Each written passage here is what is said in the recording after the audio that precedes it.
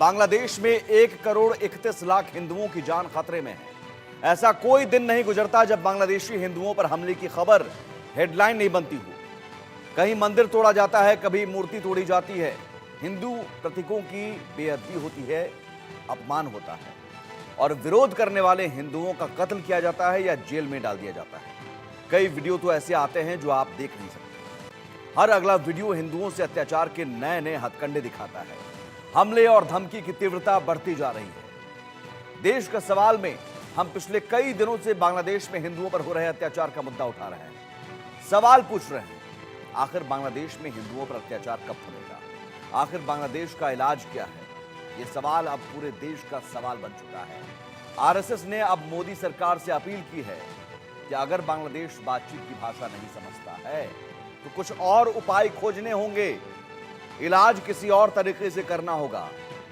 BJP नेता शुभेंदु अधिकारी कहते हैं कि बस दो राफेल में ही बांग्लादेश का इलाज हो जाएगा। जाहिर है, यह आक्रोश है, यह गुस्सा है, यह उबाल है जो देश भर में सड़कों पर भी दिखने लगा है। हिंदू संगठन के साथ साथ कई मुस्लिम संगठन भी सड़क पर उतरकर लगातार प्रदर्शन कर रहे हैं। लेकिन सवाल है कि आखिर बांग्लादेश का अब इलाज क्या हो? क्या वक्त आ गया है बांग्लादेश पर कड़ा एक्शन लेने का? बातचीत से तो बांग्लादेश समझ नहीं रहा है, तो अब करना पड़ेगा प्रहार। बांग्लादेश में हिंदुओं पर अत्याचार, हिंदू संगठनों ने भरी हुंकार। हिंदुओं पर अत्याचार, गुस्से में आरएसएस, अराजक, अस्थाई, बांग्लादेश से नया टेरर संदेश, बांग्लादेश से आतंकी साजिश का पर्दाफाश, बांग्लादेश को बीजेपी नेता शुभेंदु की राफेल वाली धमकी, पाकिस्तान की तरह बर्बाद होगा बांग्लादेश में हिंदुओं पर हिंसा लगातार जारी है। भारत समेत दुनिया भर के देशों में बांग्लादेश में हिंदुओं पर अत्याचार की आलोचना हो रही है। बावजूद इसके बांग्लादेश में हिंदुओं पर अत्याचार थम नहीं रहा है। बांग्लादेश में हिंदुओं पर हिंसा को लेकर आरएसएस भी गुस्से में है। आरएसएस के नेता सुनील अंबेकर ने बांग्लादेश में अल्पसंख्यक हिंदुओं के खिलाफ हो रहे अत्याचारों पर गहरी चिंता जताई। उन्होंने भारत सरकार से हिंदुओं पर अत्याचारों को रोकने के लिए ठोस कदम उठाने की मांग की और कहा कि इस संबंध में अन्य देशों से भी बातचीत की जानी चाहिए। देश में बहुत सारे लोग, समाज में सभी प्रकार के लोगों का आक्रोश है और समाज की सारी धार्मिक, आध्यात्मिक संगठन जो है वो सब मिलकर ये सारा आक्रोश व्यक्त कर रहे हैं। और ये सभी जो आक्रोश है ये सब हिंदू और सभी अल्पसंख्यक, बौद्ध, जैन और जितने भी अल्पसंख्यक है सब पर जो अन्याय हो रहा है उसको तत्काल रूप से रोकने के लिए चल रहा है। तो मुझे लगता है कि ये आवश्यक था और देश में सभी लोगों ने इसमें पहल की है, बहुत ही अच्छा है। बांग्लादेश में हिंदुओं पर अत्याचार को लेकर देश भर में शहर शहर उबाल है और अब बीजेपी नेता शुभेंदु अधिकारी ने बांग्लादेश को साफ साफ कह दिया है कि बंगाल में 40 राफेल तैनात है। शुभेंदु ने कहा कि सिर्फ 2 राफेल भेजने से ही काम हो जाएगा। शुभेंदु ने आगे कहा कि बांग्लादेश के खिलाफ भारत कड़ा रुख अपना सकता है। बांग्लादेश भारत पर निर्भर है, ना कि भारत बांग्लादेश पर। হাসিমারাতে 40টা রাফেল আছে, আরো বহু জায়গায় আছে, কাছাকাছি নামটা বললাম।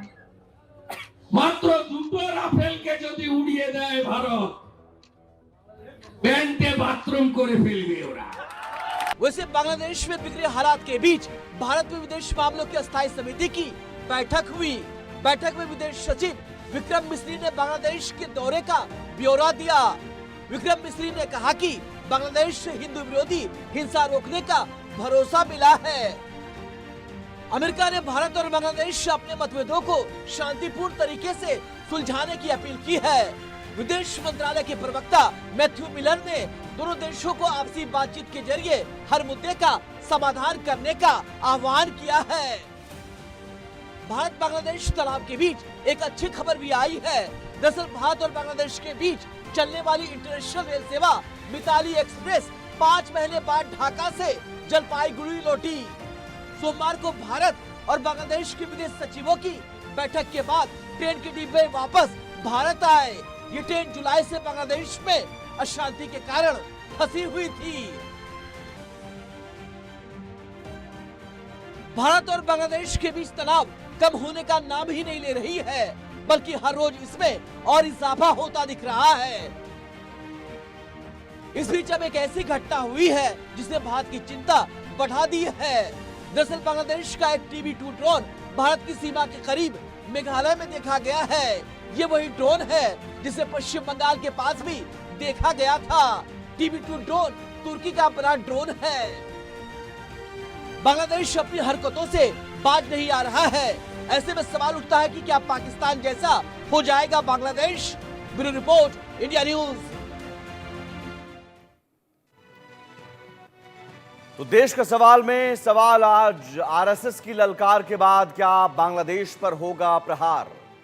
आरएसएस को कुछ और उपाय खोजने की बात क्यों कहनी पड़ी? जो उन्होंने कहा कि कुछ और उपाय खोजना पड़ेगा। अब यूनुस सरकार को क्या बातचीत की भाषा अब समझ नहीं आ रही है? तो क्या बांग्लादेश के खिलाफ कड़ा एक्शन लेने का वक्त आ गया है?